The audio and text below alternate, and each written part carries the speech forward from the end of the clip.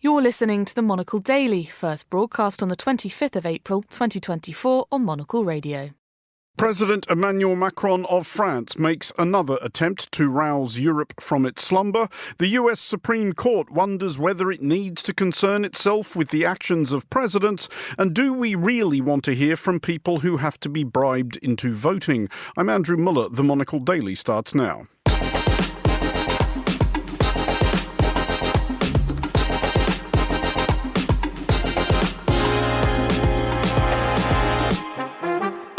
Hello and welcome to the Monocle Daily, coming to you from our studios here at Midori House in London. I'm Andrew Muller. My guests Ben Kelly and Olga Tokariuk will discuss the day's big stories, and our weekly letter from is a letter from a Lithuanian resort town on a geostrategic front line. Stay tuned, all that and more coming up right here on the Monocle Daily.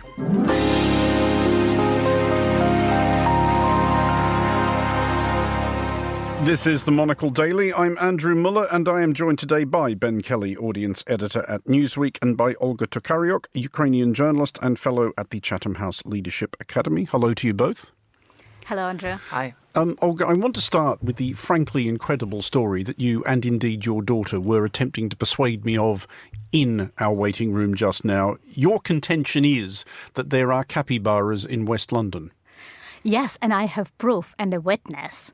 You have proof and a witness. Well, again, to reiterate my earlier scepticism, you can do anything with Photoshop these days, and you might have made this up on the way here. Why are you seeing capybaras in West London? Well, when I was on the show last time, I was telling you about my struggles to get used to life in such a huge city as London after several years in hibernation and, smaller towns in Ukraine and in the UK. And what actually helped me to adjust to London is going to places with wild nature. And just this weekend, I discovered a place called Hanwell Zoo in West London. And they do indeed have capybaras. Please go and check if you don't trust me. No, I'm absolutely going to do this because genuinely this is one of the things I like about London, that even though I have lived here now for several billion years, I do still discover things about it I had never heard of. I did not know when I woke up this morning that there was a zoo in Hanwell, never mind capybaras. I look forward to seeing if any of this is in fact true. I can take you there. Let's make plans. Okay, yeah, let's do exactly that. And you're going to look pretty silly when we get to Hanwell and there are no capybaras. I'm going to see how long you can stand this nonsense up. Ben, you wish to plug, first of all, the doings of your journal. Yes, Newsweek International on the stands right now has Modi, the Indian PM, on the cover. A very big interview for us. We're very proud of it. A really, really good big feature, good read. I was most interested by the fact that he hosts a radio show which has 230 million listeners, which must surely be somewhere behind. Nearly as many as the Monocle Daily. Exactly what I thought. Also, I understand that, and this will be exciting for listeners who are ready to pounce with a what's new thing. You, a journalist, have been learning how to write fiction. I know, who would have thought it. Yes, I've just finished a course in writing fiction, so now all I've got to do is actually write some. So maybe I'll write about a magical zoo that has animals people don't believe in. There we go. We've solved all your problems, and we should not. I know I am going to invoke the famous Private Eye cartoon of the two men at a party, one saying to the other, "I'm writing a novel," and the other replying, "Really, neither am I." We look forward to the fruits of those labours, but we will start with the thoughts of President Emmanuel Macron of France, whose tenure in the Élysée Palace has been distinguished by a fondness for dramatic gestures and/or rhetorical flourishes. In the latest such, he has given a major address on foreign policy at the Sorbonne, in the course of which Macron has urged his fellow Europeans not to take the continent and its institutions for granted. "Europe is mortal," he said, "and it can die. The best defence against such an outcome, as Macron outlined it, is more defence." He reiterated his idea of European autonomy, both defensively and economically. Olga, I think we can probably take a wild guess as to whether or not you agree with what President Macron was saying. Obviously, Ukrainians appreciate the urgency of the threat to Europe, possibly, well, obviously a lot better than most other Europeans. Do you get the sense, though, that still quite a lot of Europe, because this appears to be what's concerning Macron, that quite a lot of Europe is still sort of thinking, that's all a long way away, it doesn't bother us really? Yeah, I think it's still the case, and many people in Europe still rely too much on the US and on the US defensive umbrella. But President Macron has been taking a leadership role in recent months, coming up with an idea first, and with an idea that is not particularly popular, of possibly sending Western troops to Ukraine in one role or another, not necessarily to fight, but maybe just to train or give advice to Ukrainian soldiers. Now he's speaking about Russia's war in Ukraine as the biggest threat to European security, and also about the need for Europe to become more self-reliant, to rely less on the US, to stop hoping and the wishful thinking that the US will provide European defense. And there are good reasons for that. We've seen the US aid package for Ukraine languishing in the Congress for 6 months before it was finally approved and signed by President Biden just yesterday. So I think this Macron kind of is riding on that sense of urgency. He's trying to spread that sense of urgency among countries and among partners and European Union members that are not seeing it in the same way and taking the lead on that. However, it's mostly rhetoric still. What is missing is actually France delivering and proving its point with its actions. Even in terms of support to Ukraine, the amount of it provided is much lower than Germany, for example. Ben, Macron, I think it's fair to say, does not lack a sense of France's grandeur, and certainly not of the grandeur of the French president. I think he has been the last couple of years sensing kind of an opportunity, in fact, for France, that if the United States does leave Europe to its own devices, then France could perhaps emerge as Europe's default leader and perhaps even the free world's default leader. But self-interested and hubristic though that may be, it's not really wrong, is it? Because you do start finding yourself wondering, well, if not France, then who? Yeah, quite. And there's been a little bit of an absence from that role, particularly if you think since Merkel stood down, Macron kind of took that role of being the person in Europe that people listen to and turn towards. And the UK kind of ceded that role. I mean, did we have it under Boris Johnson? I'm not quite sure, but he did show some leadership on Ukraine. But ever since then, that's kind of been sliding. And there have been some other voices coming to the fore. Poland's getting more involved in sort of building Europe, or certainly they want to. We've seen a lot more from the Nordic countries who are joining NATO. They're getting more involved in training and so forth. But that sort of ultimate voice, that person who's saying, right, here's where we're at, and that sort of state of a nation type thing that Macron loves to give and loves to put himself in that position. Yes, it's a little bit hubristic, as you say, but it is also very necessary, and I think he is well poised to do it. He also did raise the prospect that Ukraine may not be the limit of Russia's ambitions. And Olga, to put that to you, are you concerned that, again, this is another reassurance that Europe likes to rest on, that, OK, Russia may have attacked Ukraine, but they wouldn't attack a country protected by Article 5, for example? Macron seems to think that Russia has lost any sense it may have once had of where the limits lie. I think he's right on that, and we've seen and we've heard warnings from intelligence agencies in various European countries in recent weeks and months that Russia might be preparing to attack a NATO country within the next 5 to 8 years. These estimates vary from country to country. Also experts, for example, the Institute of Study of War, they've made an assessment recently that if Ukraine falls, if Russia manages to subjugate Ukraine, that will very highly increase the chances of Russia attacking a NATO country, like one of the Baltic states, for example. So I think the likelihood of that is quite high. And I appreciate Macron speaking directly about that, being bold about it, being frank about it, and talking even about some unpopular solutions. I'm not sure, about the implementation. Will he be able to actually do something? But even, acting as a head of a coalition of the countries that are willing to contribute more to Ukraine's defense, that are willing to contribute more to European defense, even if not all the EU members support that, but being a leader of the coalition of those willing countries, I think is already an important role. And yeah, I think it's good news for Ukraine that he's doing that. Ben, he didn't quite say it out loud, but he was, in terms of talking about what he calls strategic autonomy, i.e. this idea that Europe has to rely on itself. That inevitably kind of invokes the spectre of a common European military. Now, there was, I don't think, any chance in a million years that the United Kingdom would ever have agreed to that, even while it was still a member of the EU. But with the UK's departure, does that now seem any more or less a fantasy than it might have a decade ago?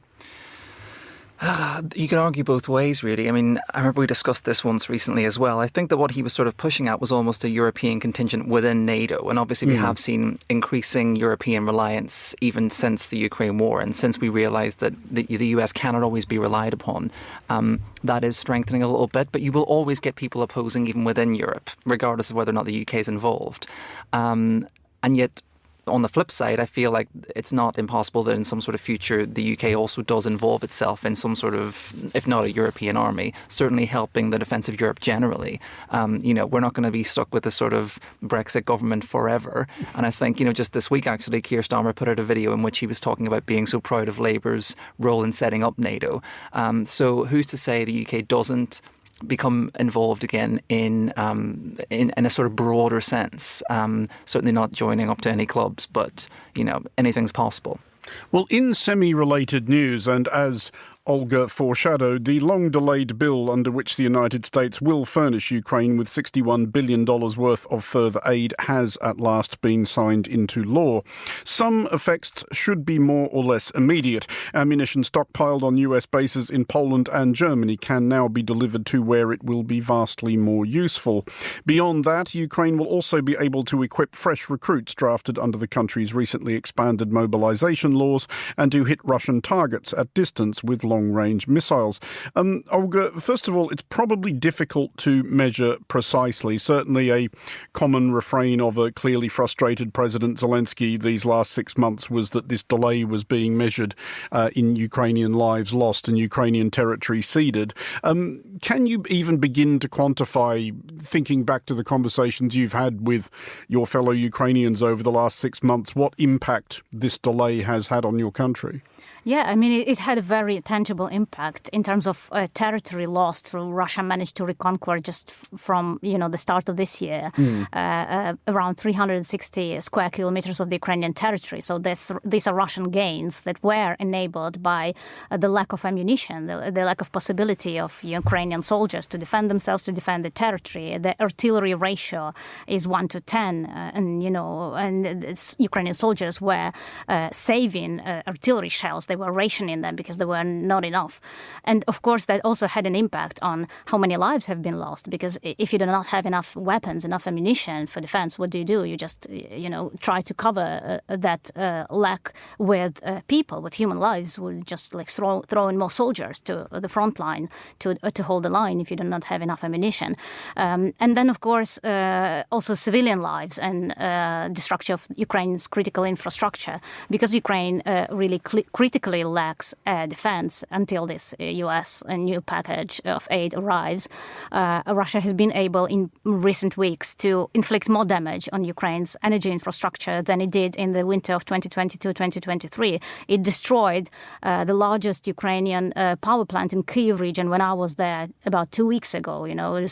There were 11 missiles. Ukrainian air defense intercepted just 7 because they didn't have the capacity. And the remaining 4 completely destroyed the plant. And Russia is constantly bombing Ukrainian cities, making them uninhabitable, like Kharkiv, the second largest city in Ukraine on the Russian border, which has more than 1 million inhabitants. These under constant Russian bombardment, civilians die there daily. People go about with just sometimes 4 hours of electricity per day because of the damage and the destruction of Ukraine's and infrastructure by Russian strikes. So, it's a really tangible, quantifiable damage that has been done by this delay of the provisions of the US aid.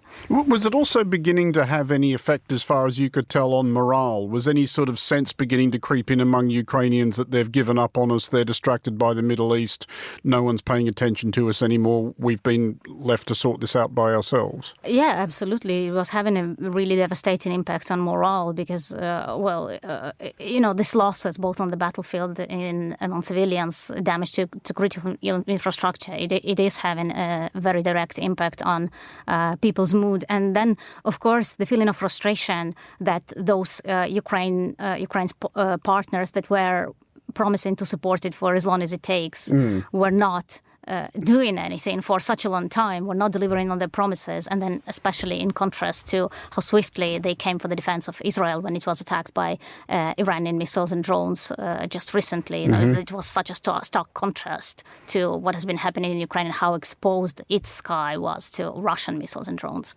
Ben, is there possibly, though, yet another example here of Europe doing as Macron had warned Europe not to, and just thinking, see, the Americans have come to the rescue, they'll sort it all out? Well, I think we mustn't be lulled into that false sense of security because, as Olga pointed out, it took nearly 6 months for this bill to get passed. Who knows where we go from here? I know there were calls in the bill for a more sustainable strategy, i.e. that aid would continue regardless of votes or governments or whatever. But who knows with the US? We just don't know where it's going to go. And their politics is so unpredictable. Their factions are so, half the Republicans voting against it, half for it. And of course, we're looking towards November. Not just the big election, but also elections to the House, the Senate. What's that makeup going to look like? Could another bill get passed again? These things are so uncertain. It should be a bit of a shake for Europe to say, OK, we can't rely on that forever. But equally, there will be people who will think, well, that'll patch it over for now. Olga, I wanted to ask as well about the necessity for this expansion of Ukraine's mobilization. I mean, we're more than 2 years into this now, at least since the full-scale invasion in 2022. Is there any kind of, and it's very common among countries at war, any kind of schism developing between Ukrainians who have fought and Ukrainians who presumably were eligible to volunteer but decided they didn't want to?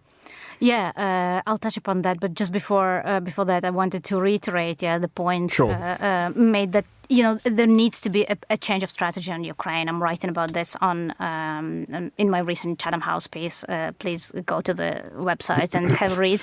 And I'm arguing that actually, the current strategy in Ukraine is a very random one. It is really dependent on the change in governments or on political infighting. Basically, Ukraine is a hostage of domestic political debate in the US and in other countries, and that approach needs to be changed because there is so much more at stake than just the survival of Ukraine as an independent state. The peace and security in Europe is at stake. The future of global democracy is at stake. And it is possible to make that approach to funding and supporting Ukraine more independent from, domestic political debates and infighting. And there are ways that I suggest in my piece that could be implemented to do that. And coming back to your question on Ukraine's new mobilization law and the cracks, whether there are any cracks in the society between those who are fighting and who are not. Well, clearly, the law, before it was finally approved by the parliament, it was lingering there for a while because there were so many amendments and there was a lot of debate surrounding it. And at the final moment, basically, the provision that would allow the demobilization of Ukrainian soldiers who have been fighting for more than 2 years already since the Russian full-scale invasion was removed. And that angered a lot, like their families and the soldiers who finally wanted to see the end in sight of when they will be able to return to their families. That didn't happen. That already is a sign that Ukraine is struggling to replenish those reserves and to recruit enough people who would replace those who are currently fighting.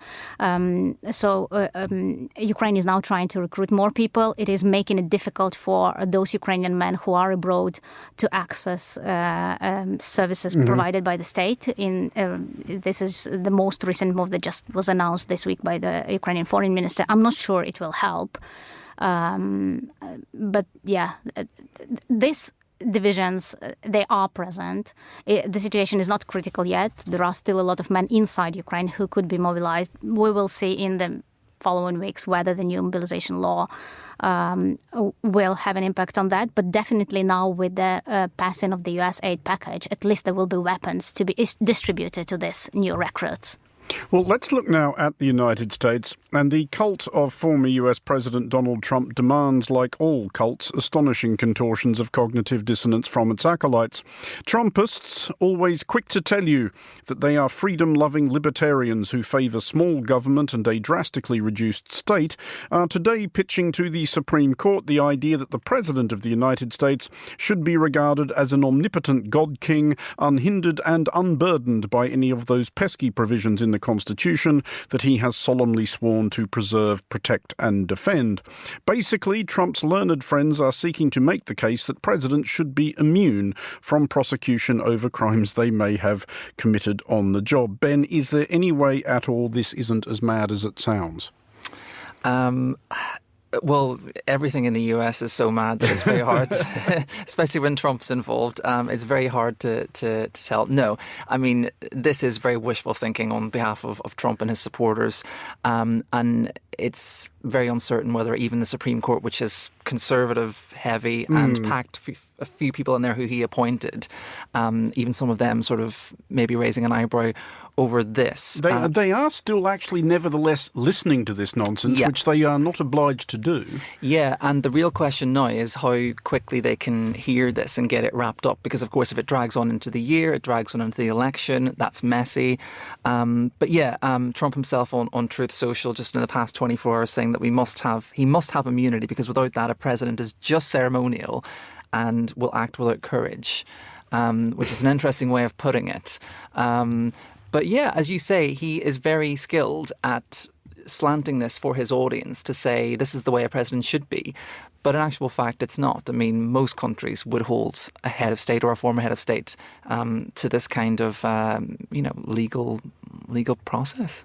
Olga, presumably, if somehow Trump's lawyers do stand this up and the Supreme Court says, yes, the president is completely immune from anything he does while president, Joe Biden could just cancel the election, appoint himself president for life, and we would have to assume that Trump's supporters would be absolutely fine with that.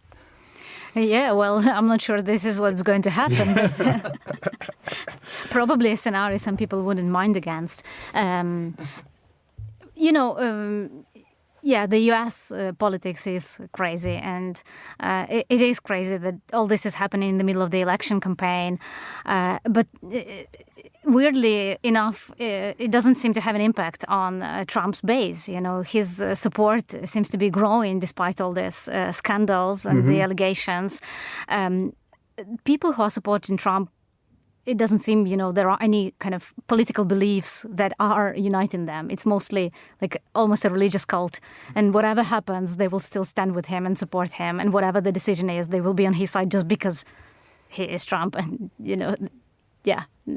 I mean, his lawyers have been today, Ben, I'm not kidding, trying to argue that organising and conducting a military coup could be an act which would be immune from prosecution, and indeed the assassination of a vexatious political opponent. Again, if this gets stood up, Joe Biden has the opportunity to order the absolute funniest hit in all of history. But seriously, you seemed quite reassured yourself, verging on blithe, that even this Supreme Court are not going to sign up for this. But would it be literally the funniest thing that has happened in the last 10 years if they went, yeah, fine, that sounds about right?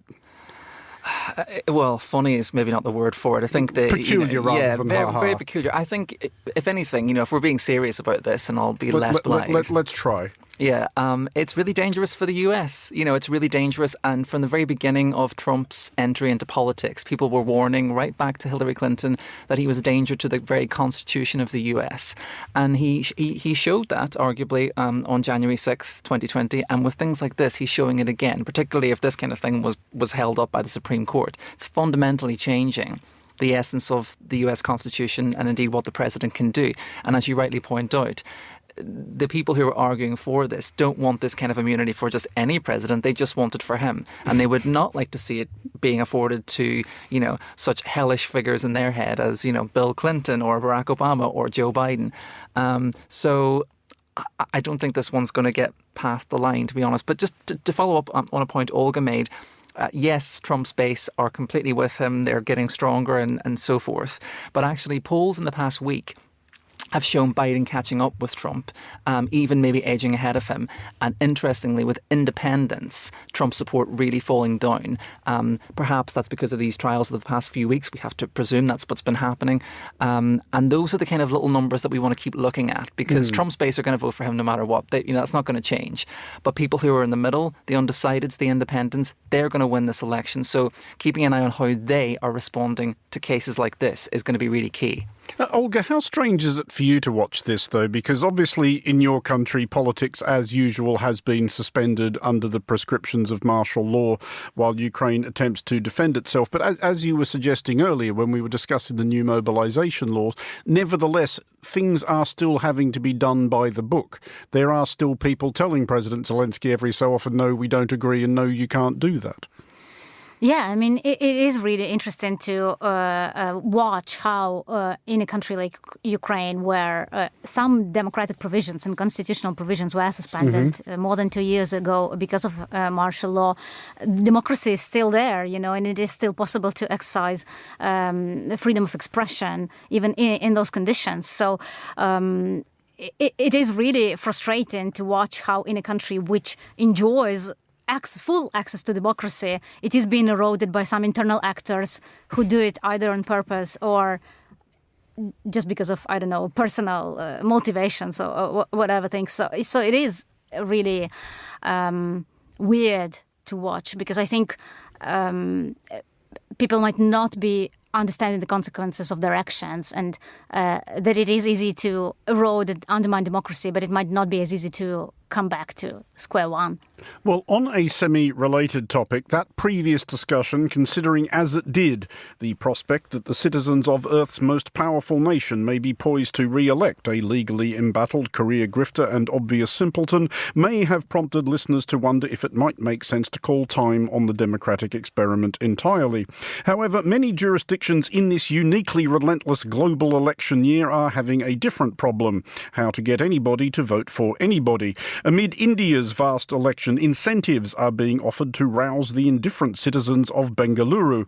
Public-spirited local companies are offering free beer, discounted taxis and health checks to those who bestir themselves to vote. Olga, first of all, I posit that my own country, Australia, along with a few enlightened others, has solved this one. It's compulsory. You don't get a choice. You have to vote. And if you don't vote, you get fined. Why would that be a bad idea for everybody? Well, I don't know. I think it's a good idea. Why not? But you also, if I'm not wrong, you also get a hot dog if you go there. Weirdly, despite the fact that we have to vote, we also get an incentive. You're quite right. It's called the democracy sausage. It is not a hot dog as such. It's not really a frankfurter, as Americans might understand it, but it is a sausage usually served to you in a roll. Yes. Okay. So, I mean, that strikes me as the best of both worlds. Yeah, I think that's great. I think it's sort of keeping the faith. Come along, do your bit, and we'll give you a little hot treat. I mean, I certainly would like to get something. Vegetarian options are generally available. Okay. Okay. I don't think they'd have that in America. No. But on the other hand, as you rightly said when opening the program, do we really need those voters who only come to vote because of a sausage or an incentive? And in this sense, of course, I cannot help but mentioning Ukraine again, and how Ukrainian refugees, even here in the UK, I've heard of Ukrainian students going to meet their counterparts here in the UK and telling them, that they need to go and vote because it is so important that they, as Ukrainians, cannot do that now, and they would really like to, because, yes, obviously elections are suspended, but also because Ukraine is fighting for the preservation of that democracy that many people here take for granted. As indeed Ukraine has been on and off for the last 10 years since the Revolution of Dignity. Is there a point there, Ben, that people who kind of get democracy as a birthright forget to value it?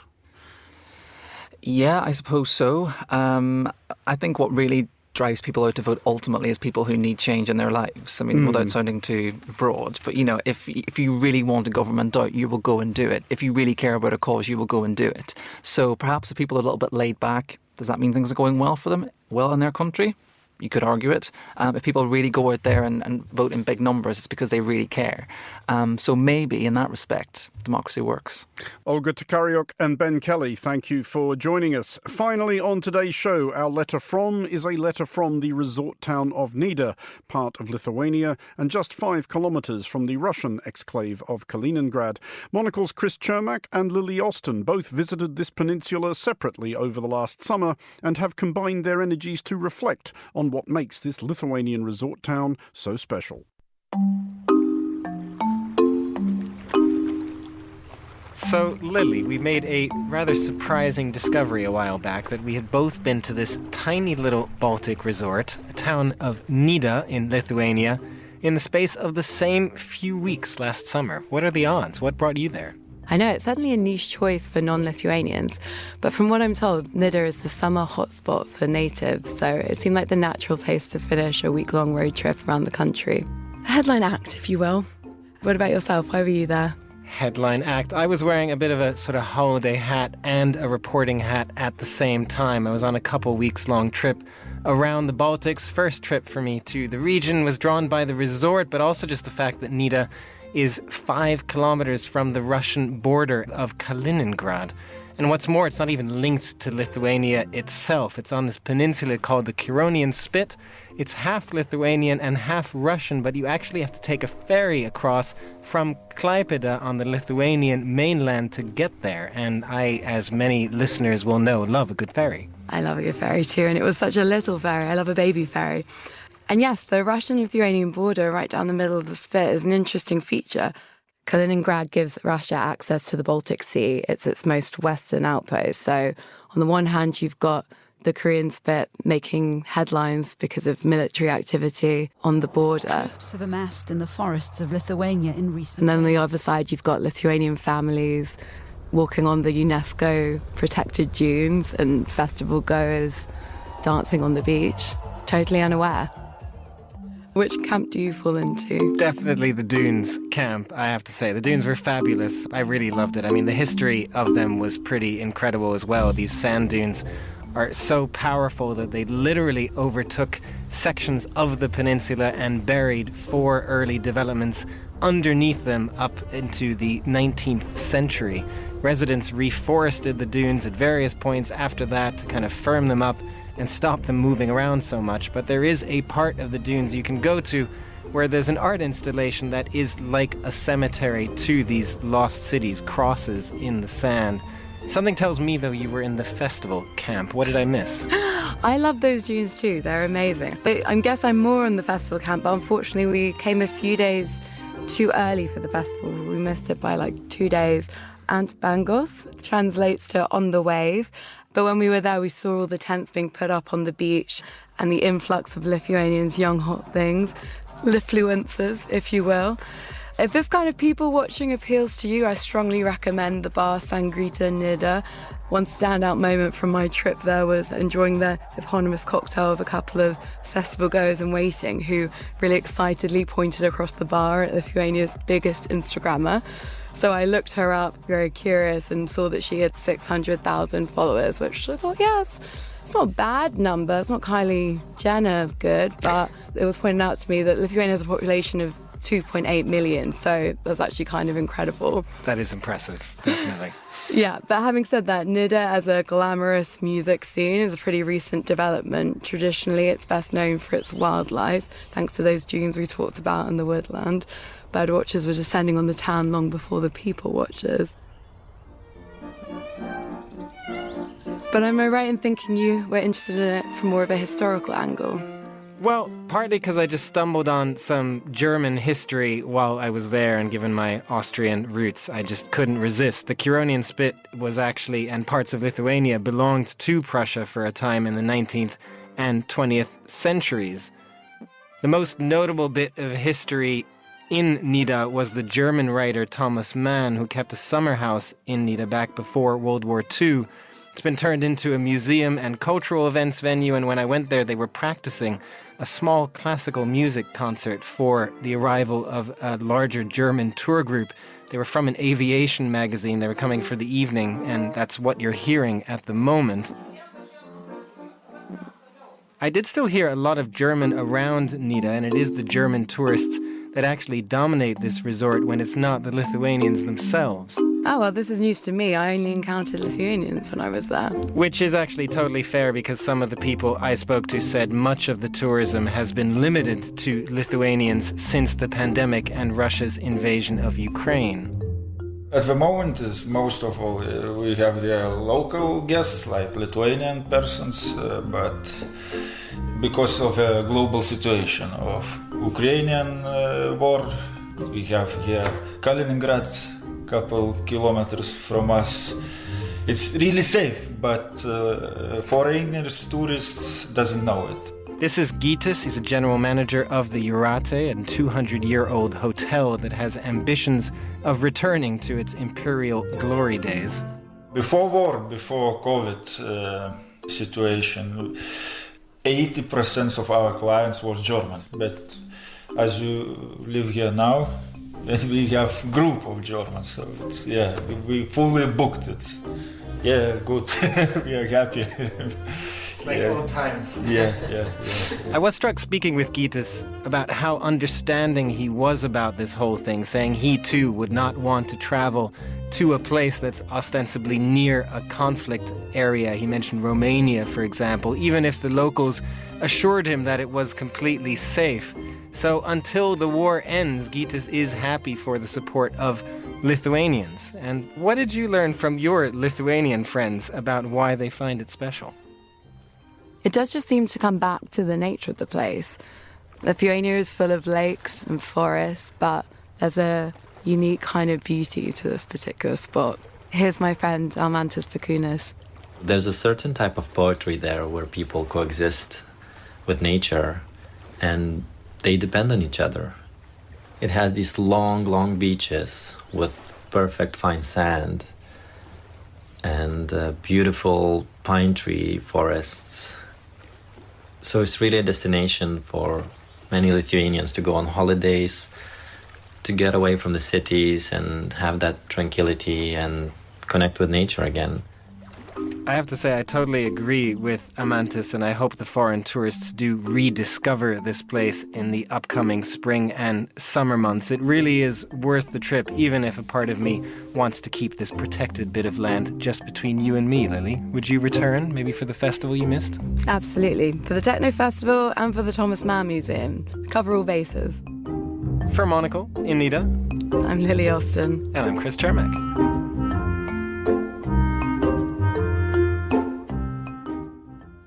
And that is all for this edition of the Monocle Daily. Thanks to our panellists today, Ben Kelly and Olga Tokariuk. Today's show was produced by Chris Chermak and researched by Gunnar Grunlid. Our sound engineer was Lily Austin. I'm Andrew Muller here in London. The Daily is back at the same time tomorrow. Thanks for listening.